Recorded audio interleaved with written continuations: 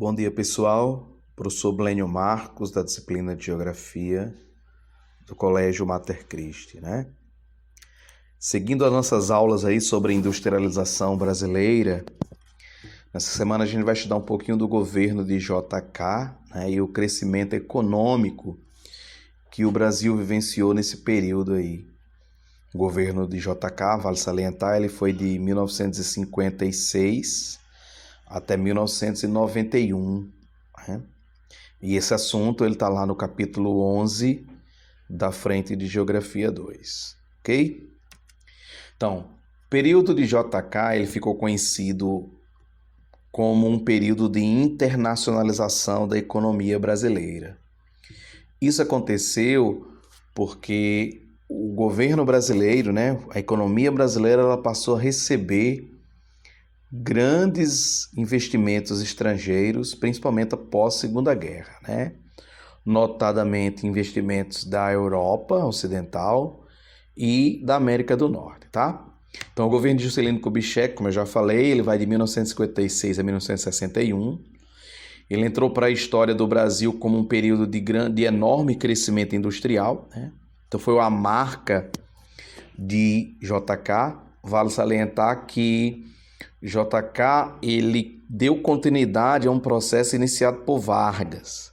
Semana passada a gente estudou um pouquinho de Vargas, né, da era Vargas e da indústria de base, e a gente viu que ele priorizou esse segmento industrial.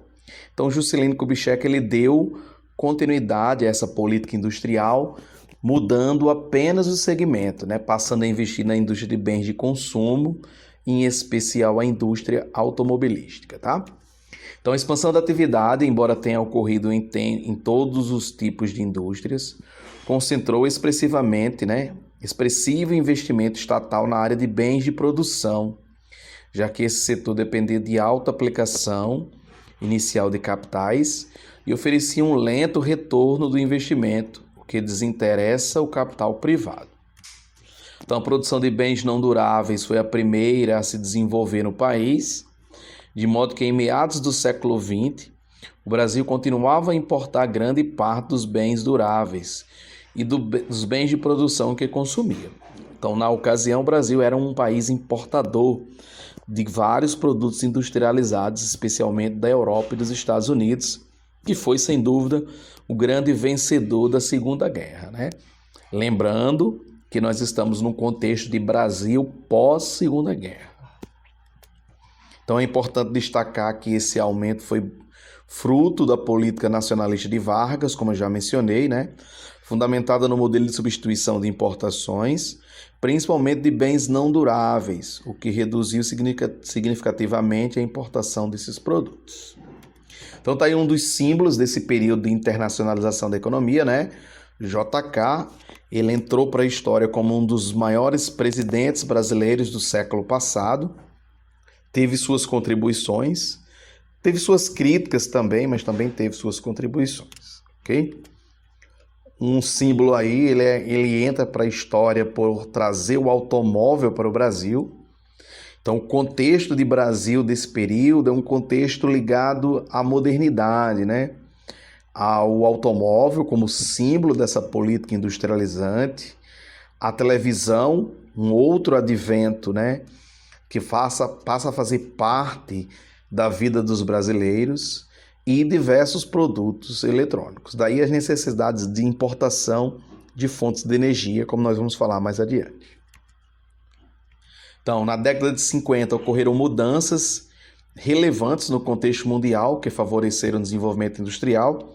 Lembrando que nós estávamos no período da Guerra Fria, então o Brasil, sob a influência capitalista dos Estados Unidos, né, passou a fazer parte desse contexto industrializante, né, do famoso American Way of Life e de seus produtos capitalistas.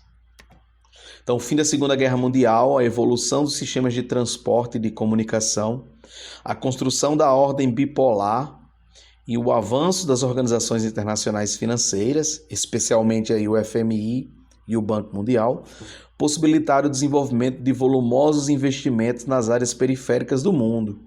E, lógico, o Brasil era um dos lugares de grande investimento, já que o fato de você ter um mercado consumidor crescente e uma mão de obra barata atrair investimentos estrangeiros. Então, dessa forma, Juscelino Kubitschek adotou uma postura distinta da de Vargas em relação ao capital controlador das indústrias. Então, diferenciando cada um deles, né, Vargas ele se pautou no capital nacional, estatal. Já Juscelino Kubitschek ele priorizou o capital privado, né, principalmente das empresas estrangeiras que vieram ao país. Então, com Vargas, o investimento de capital estatal era dominante. Com JK, o capital estatal continuou forte, tendo em vista o plano de metas, mas somou seu capital estrangeiro, como eu acabei de mencionar. Então, essa união marcou o processo de internacionalização da economia, seguindo uma tendência mundial. Outro adendo aqui, né? Vale salientar que, apesar desses benefícios do capital estrangeiro, a dívida externa brasileira, que já era alta antes de JK, ela triplicou nesse período, tá? Então foram os custos, os ônus da industrialização brasileira, né? Nós tivemos uma dívida externa aí na época como uma das maiores do mundo. O slogan de JK, né, famoso, os 50 anos em 5, né, de desenvolver o Brasil. Apesar desse slogan, nós tivemos aí um crescimento econômico muito grande, tornamos aí uma das economias mais crescentes do mundo, porém as duras penas, já que boa parte da economia brasileira e dos brasileiros não viviam numa situação tão bem assim, tão boa assim. Outro símbolo da política de JK foi os transportes, né? A interligação rodoviária do Brasil, já que o Brasil ele tinha várias cidades desenvolvidas economicamente, porém pouco conectadas entre si. Daí a necessidade das rodovias, né, das BRs que a gente conhece hoje, as rodovias federais, para interligar o imenso território brasileiro. Então, apesar de ter grande crescimento no governo de Washington Luiz, lá no início do século XX, foi a partir de Juscelino Kubitschek que essas rodovias ganharam bastante destaque.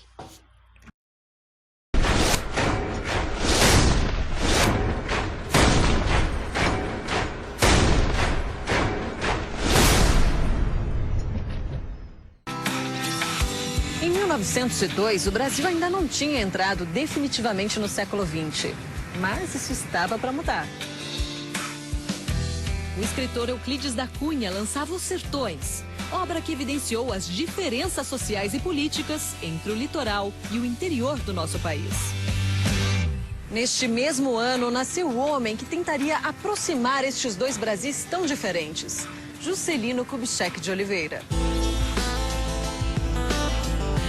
Trabalhando à noite para estudar de dia, realizou o sonho de infância em 1927.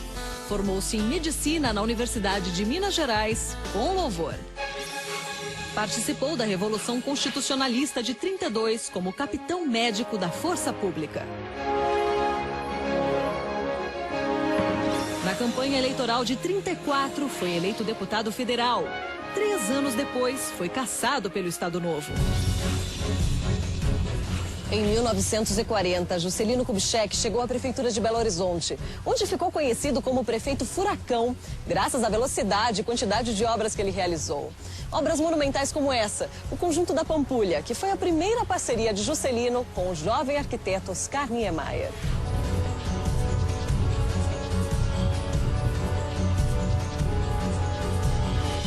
Em 1950, foi eleito governador de Minas Gerais, com o programa Binômio Energia e Transporte.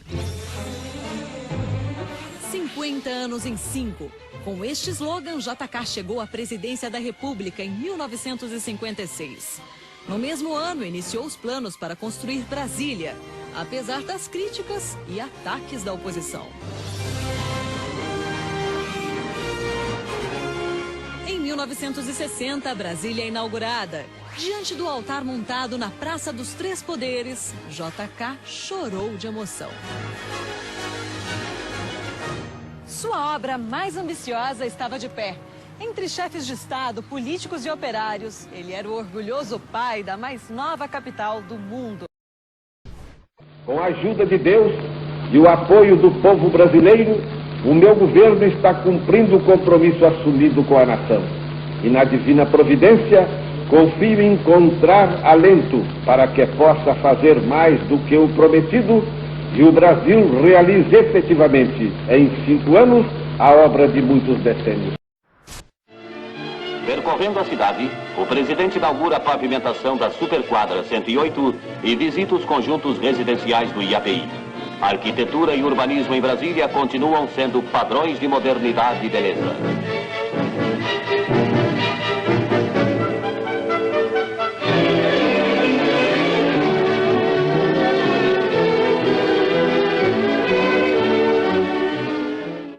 Em companhia de sua esposa e filhas, o presidente da República percorre as obras finais da represa do Paranoá, descerrando a placa comemorativa à conclusão dessa obra.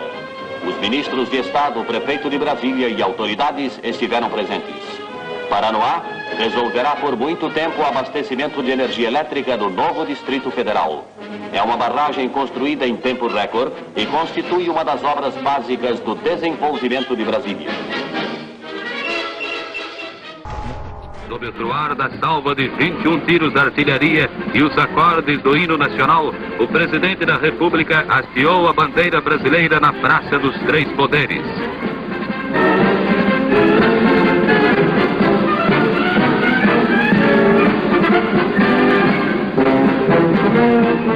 A bandeira que vai tremular nos céus de Brasília simbolizará um país que se tornou maior.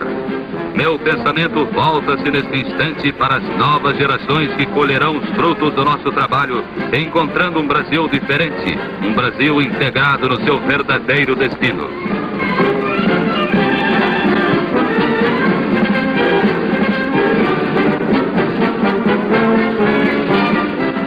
Embaixadores especiais de vários países do mundo são recebidos pelo presidente da República.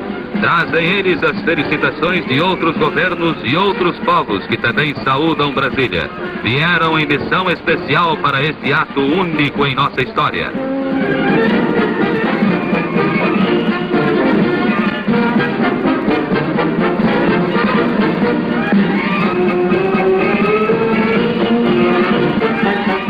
Durante a cerimônia de instalação do Poder Executivo, falou o presidente Juscelino Kubitschek.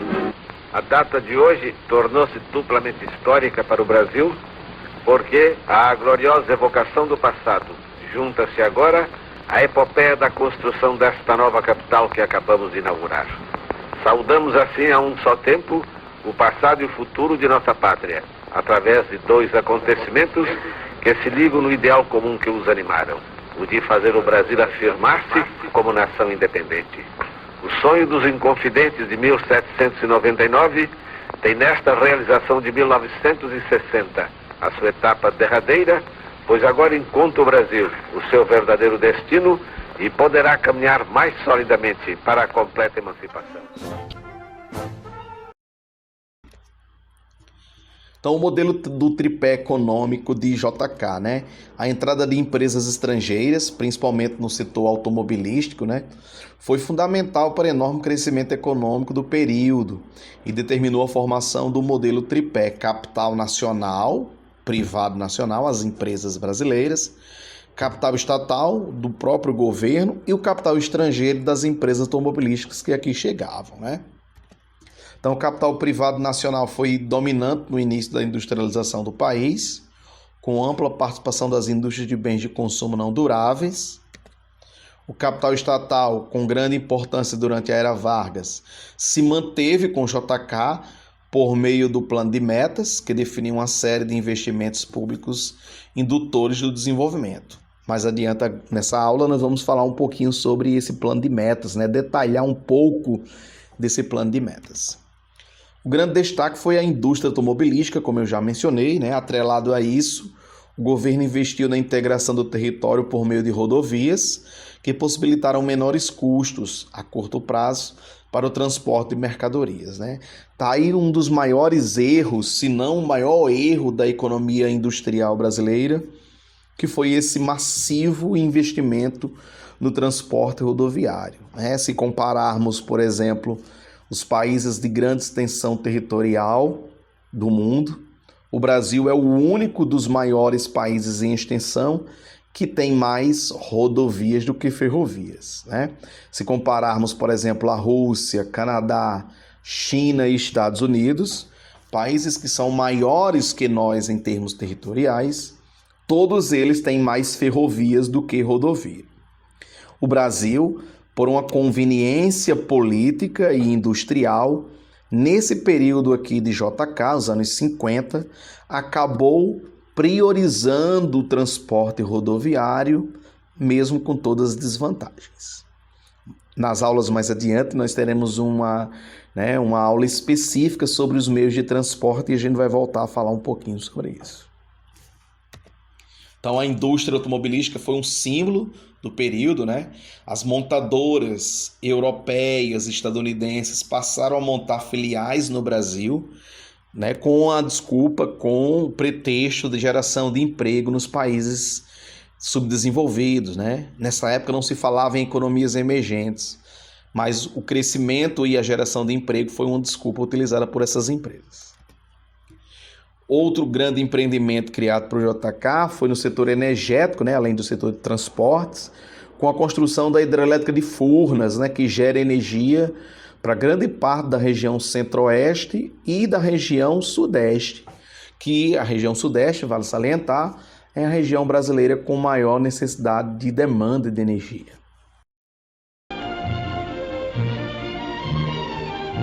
Isto é São Paulo, a capital do trabalho, o gigante de concreto armado que dia a dia se torna maior.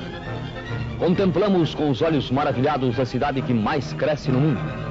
E cresce em todas as direções, para os lados e para o alto. Arranha-céus, novas avenidas, bairros novos. Cresce também em massa humana.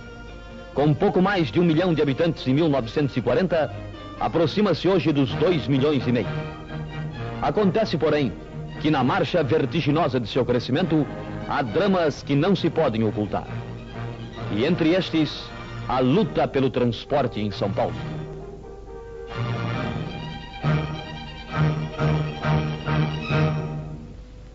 São Paulo é o ponto de convergência de estrangeiros de todos os países, de brasileiros de todos os estados, esperança dos que vêm do Nordeste, tangidos pelas secas, milhares de sertanejos sonhadores que se atiram à aventura, viajando assim, nestes paus de arara, como gado humano sem conforto algum.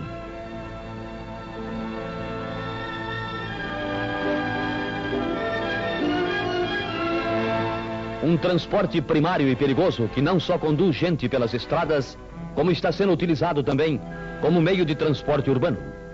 Milhares de trabalhadores valem-se hoje destes caminhões para descer dos bairros aos escritórios e às fábricas, cruzando ruas e avenidas. Nota dissonante na paisagem de uma grande cidade que se orgulha do seu progresso.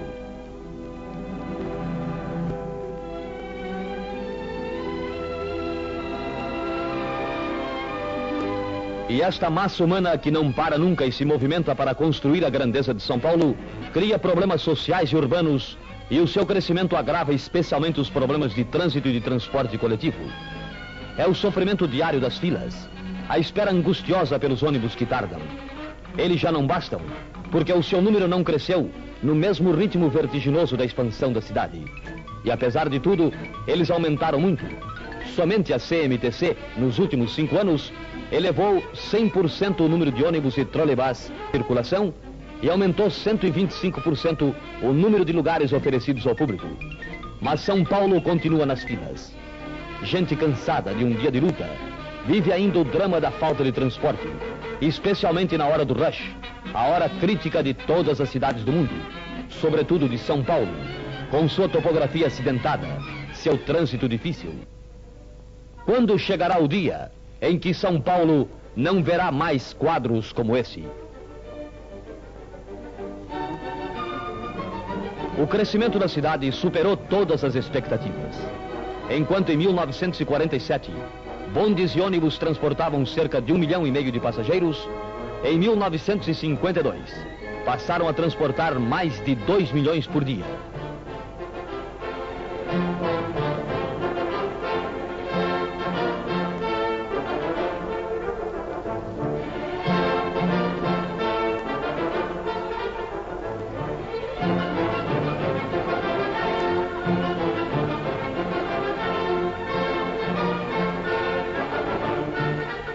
Muitos ainda viajam assim, depois de uma longa espera nas filas.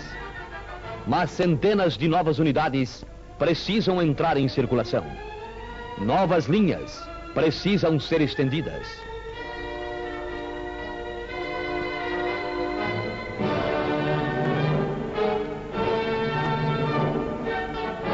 É verdade que um novo sistema de transporte por trolleybus, ônibus elétricos, já foi introduzido. Contudo, é pouco. Está longe de corresponder às necessidades de uma população que espera um dia ver resolvido o problema do transporte em sua cidade.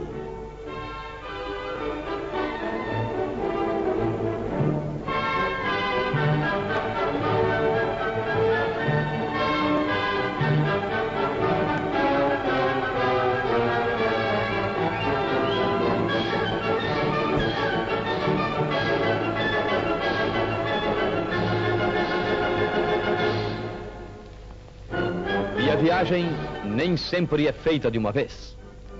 Quando o motorista se levanta para examinar o motor, é que a coisa não vai bem.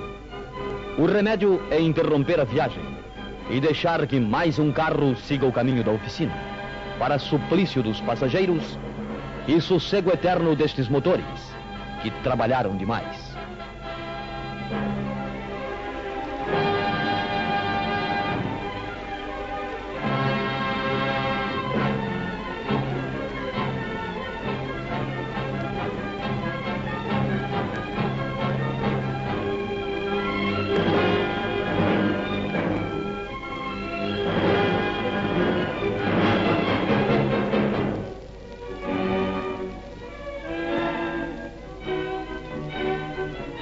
Outros carros terão que tomar o seu posto pelas ruas de São Paulo. Mas isso reclama uma série de providências de grande vulto que representam enormes inversões de capital. Muitos ônibus precisam ser comprados. E as dificuldades da importação de peças e motores vieram agravar ainda mais os problemas de manutenção. Dia e noite, as oficinas da CMTC funcionam assim, para que não haja ônibus parados. Centenas de técnicos e operários trabalham sem cessar para suprir a falta de novas unidades e não deixar o povo sem transporte.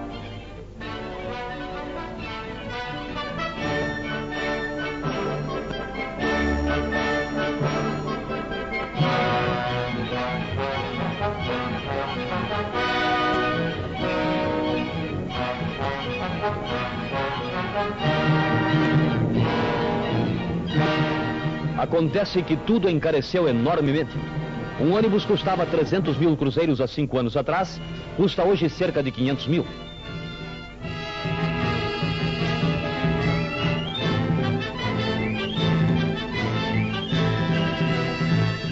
Pneus custavam 3 mil cruzeiros.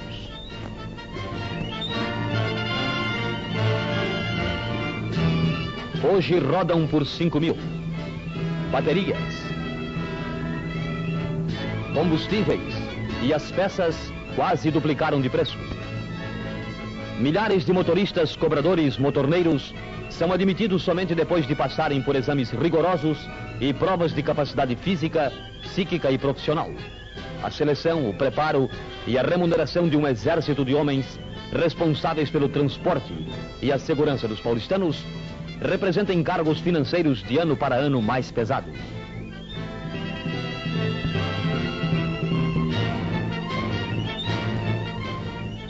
O custo de vida subiu para todos nós e também para os empregados no transporte coletivo.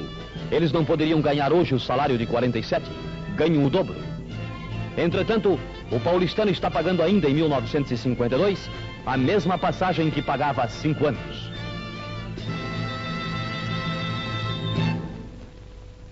E em vez destas peças de museu, tem o direito de exigir que somente ônibus e trolleybus modernos como estes cruzem os quadrantes da cidade, servindo ainda melhor a São Paulo, que todos desejamos livre do sofrimento das filas e da escravidão dos atrasos.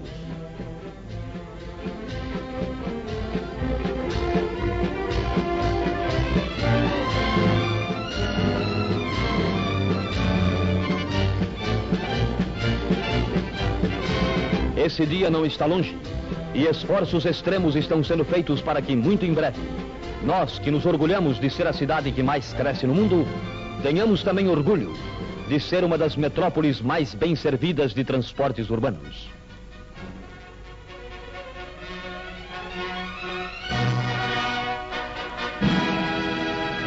Esta esperança será uma realidade com a colaboração de todos nós.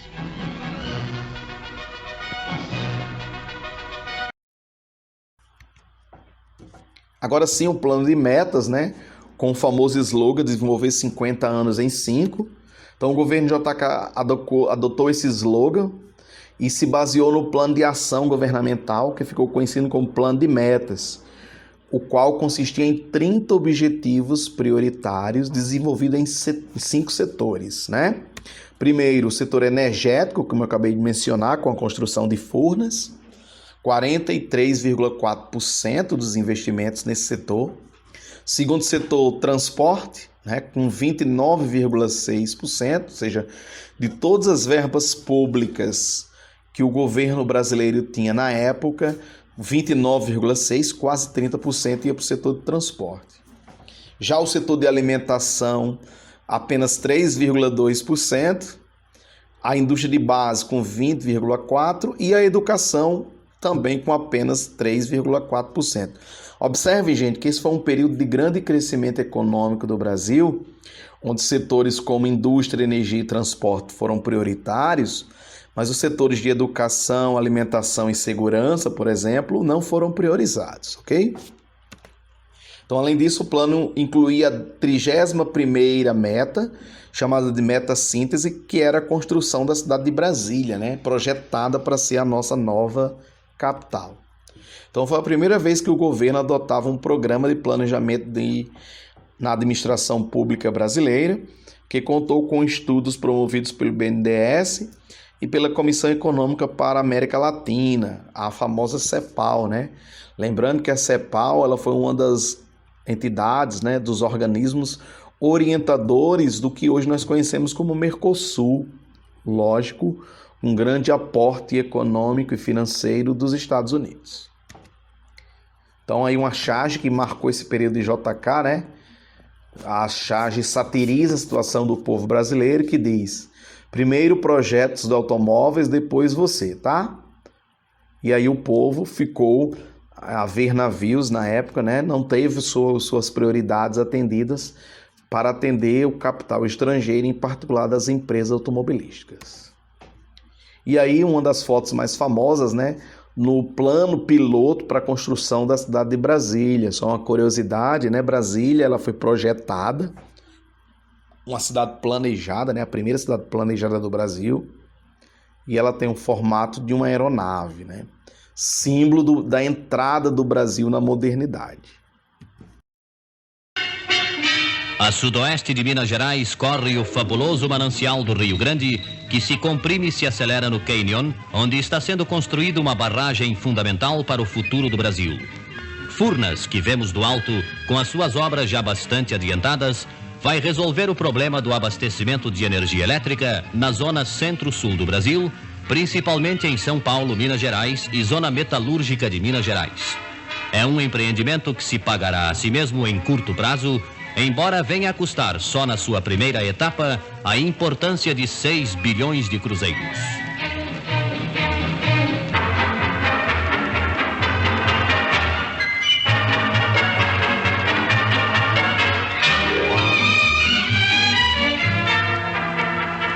O presidente Juscelino Kubitschek, cujo governo empreendeu a construção da barragem, chega a Furnas para uma visita de inspeção. A capacidade geradora de Furnas em sua primeira etapa será de 1.100.000 kW, equivalente a 1/3 do total de toda a potência elétrica instalada no país. O presidente da República ouve atentamente as informações técnicas que lhe são prestadas enquanto percorre a construção. Nessa altura, as obras da barragem e do imenso reservatório já dão uma ideia concreta do gigantesco empreendimento que será um dos maiores do gênero em todo o mundo, com 120 metros de altura, 500 metros de comprimento sobre a crista e 10 milhões de metros cúbicos de volume. Furnas, ao lado de Três Marias, fará o Brasil progredir mais do que 50 anos em 5 no âmbito da produção de energia elétrica.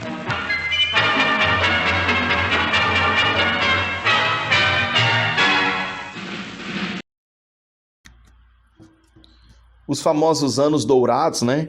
Lembrando que JK ele ficou conhecido como o presidente Bossa Nova, já que a Bossa Nova, né, foi um símbolo desse período aí dos anos 50, ou também chamado de governo dos anos dourados, né, em virtude do rápido crescimento econômico do país. Então, os anos em que JK governou o Brasil trouxeram muitas mudanças culturais, entre elas um estilo de vida mais moderno, com base nas tecnologias descobertas durante as guerras mundiais e na produção em massa. Invadindo as casas da classe média brasileira, produtos como enceradeiras, liquidificadores, panelas de pressão, vitrolas de alta fidelidade e televisores foram grandes novidades na vida do brasileiro. Esses bens de consumo mudaram significativamente a vida dos brasileiros e foram um retrato do American Way of Life no terceiro mundo, como eu já mencionei anteriormente. Exemplo marcante desses novos tempos foi o nascimento da indústria automotiva brasileira, símbolo dos anos JK, e a ampliação dos meios de comunicação com destaque para o cinema e para o teatro, além da televisão que eu já mencionei. Então, em apenas 2 anos, de 56 a 57, o número de ônibus e de caminhões fabricados no Brasil triplicou. Esse segmento também é um dos que, ao longo das últimas décadas, contou com seguro e resseguro como pilar dos seus projetos de desenvolvimento. O ápice do desenvolvimento no Brasil, nos chamados Anos Dourados, foi a construção de Brasília, iniciada em 1956, né? Então, um bom exemplo aí foi a construção da nossa nova capital, né? Uma cidade projetada, porém construída com mão de obra nordestina, né? Os famosos candangos, que foram os migrantes nordestinos que construíram em busca de emprego na construção da nossa nova capital. Então, em algumas imagens históricas aí, né, da construção da cidade, né, a esplanada dos ministérios e toda a cidade de Brasília lá, com a projeção aí dos prédios da cidade de Brasília. Plantada no deserto, Brasília não é a decorrência de um plano regional, mas a causa dele. A sua fundação é que dará ensejo ao desenvolvimento planejado da região. Trata-se de um gesto de sentido ainda desbravador, nos moldes da tradição colonial.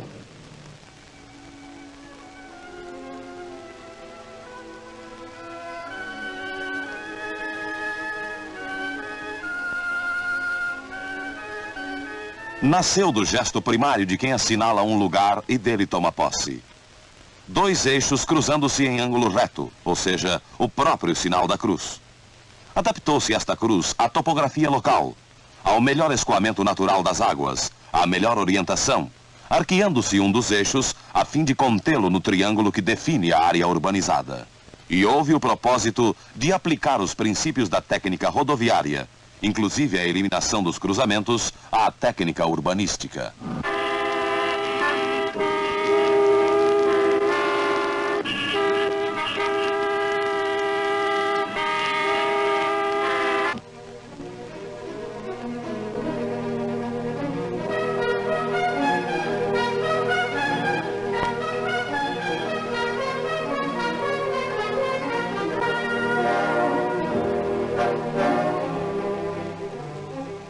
Assim foi dado ao motorista da cidade todas as vantagens do motorista de estrada. Tráfego desimpedido e contínuo. Deste modo, e com a introdução de trevos completos e passagens de níveis, o tráfego de automóveis e de ônibus se processa tanto na parte central como nos setores residenciais, sem qualquer cruzamento. Fixada a rede geral do tráfego, estabeleceu-se tramas autônomas para o trânsito local dos pedestres, garantindo-lhes o uso livre do chão.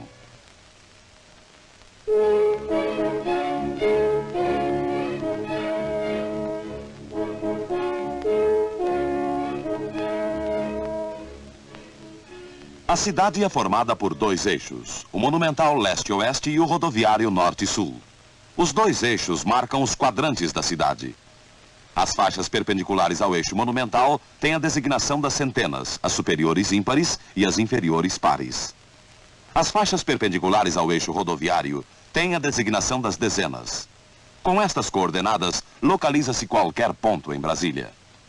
O endereço em Brasília se reduz à seguinte expressão: SQS 304B52.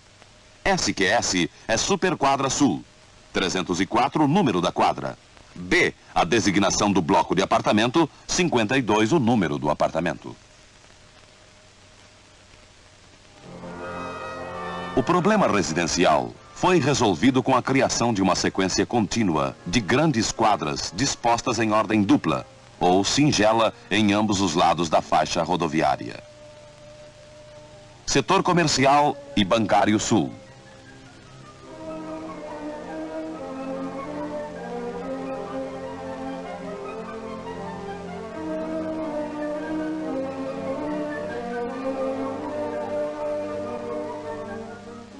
Plataforma e ao lado dela o teatro.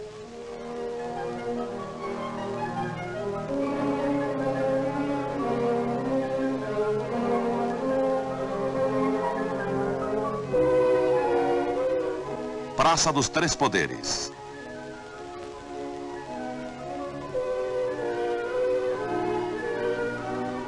Esplanada dos Ministérios. Este é o eixo monumental. Nele, localizou-se a parte administrativa da nova capital.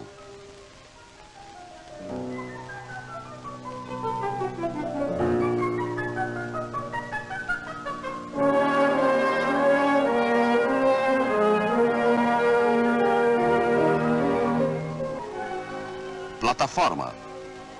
E subindo o eixo, os setores de administração municipal.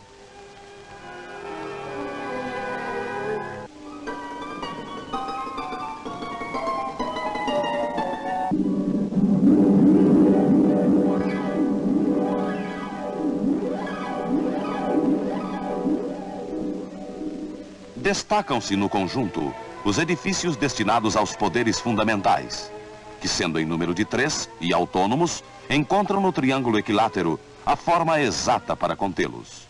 Em cada ângulo dessa praça, Praça dos Três Poderes, localizou-se um palácio, ficando o do Congresso no vértice e os da Justiça e Governo na base.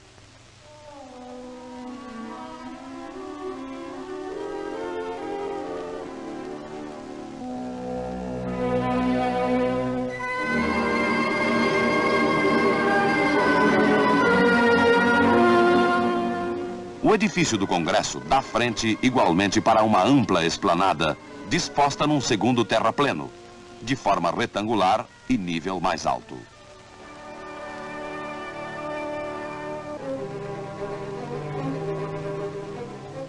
Ao longo dessa esplanada foram dispostos os ministérios, em sequência contínua, todos com área privativa de estacionamento, sendo o último o da Educação e Cultura, a fim de ficar vizinho do setor cultural.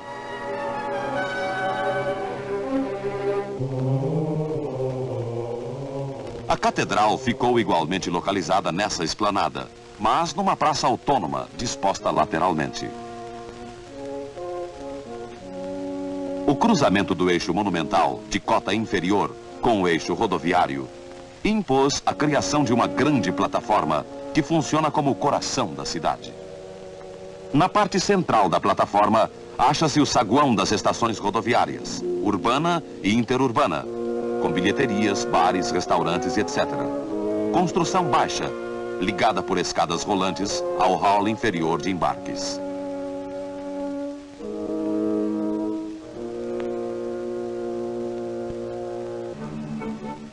O tráfego prossegue ordenado em mão única na área inferior coberta pela plataforma.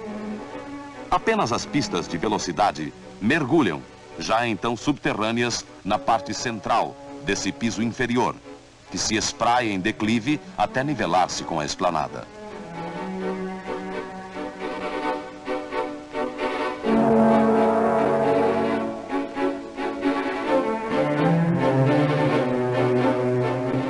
O sistema de mão única obriga os ônibus a uma volta num ou noutro sentido, o que permite ao viajante uma última vista do eixo monumental, antes de entrar no eixo rodoviário.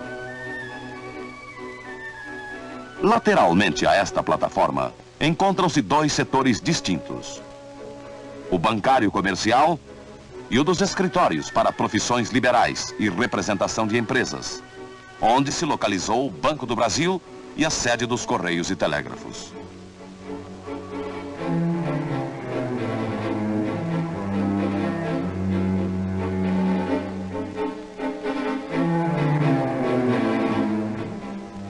Acima desse setor comercial, encontra-se o setor hoteleiro.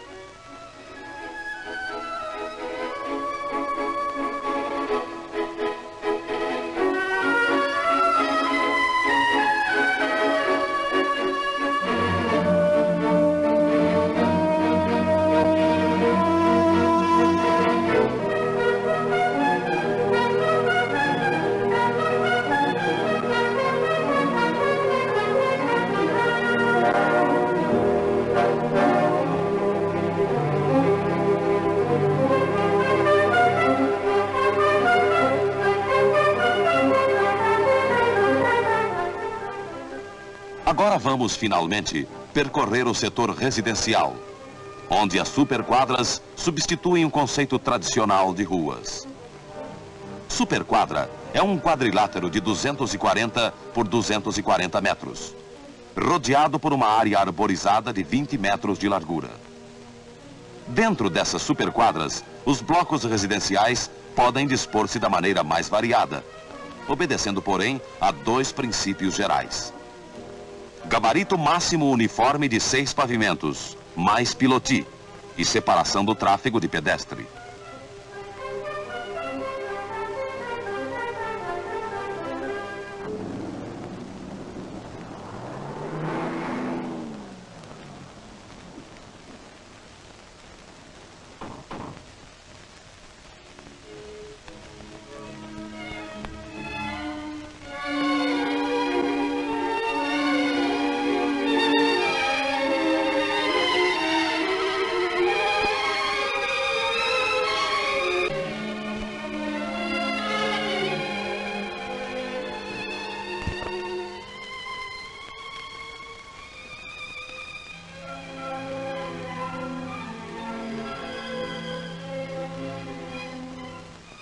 O conceito de superquadra, o uso sistemático do piloti, devolvendo o chão ao pedestre e integrando o edifício nos jardins e playgrounds, a localização de um comércio local, visam principalmente criar facilidades à dona de casa e às crianças.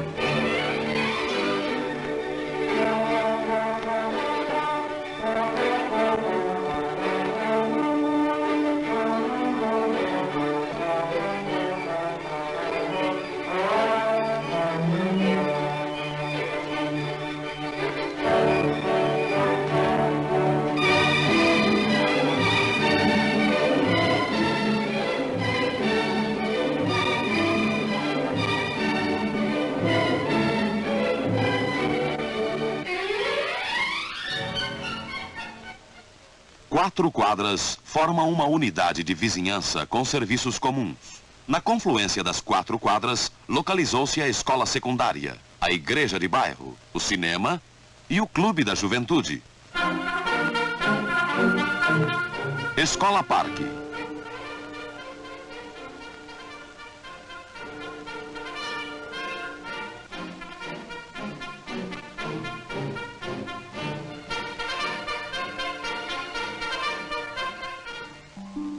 Exemplo de igreja de bairro.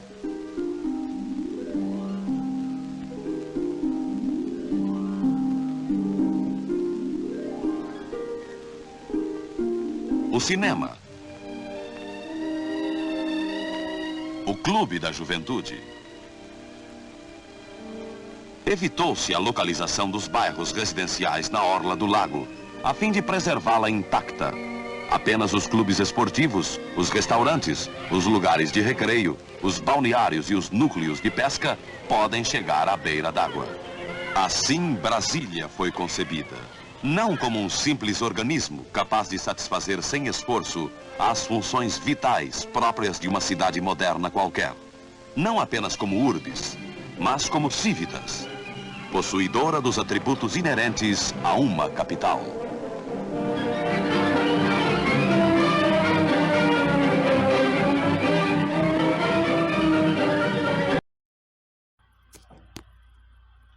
Bom, gente, essa foi a nossa aula aí sobre o governo de JK e a industrialização brasileira.